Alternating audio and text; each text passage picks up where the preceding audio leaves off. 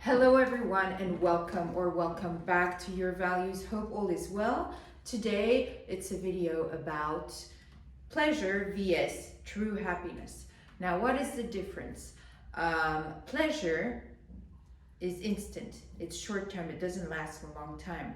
And generally it's from tangible things like having a glass of wine, buying a dress, having a line of cocaine, having eating, or these are all pleasures, okay, that we grab in the exterior. However, true happiness takes a long time to build it, but once you get it, it's from the intangible. It's when you find peace and inner balance with yourself.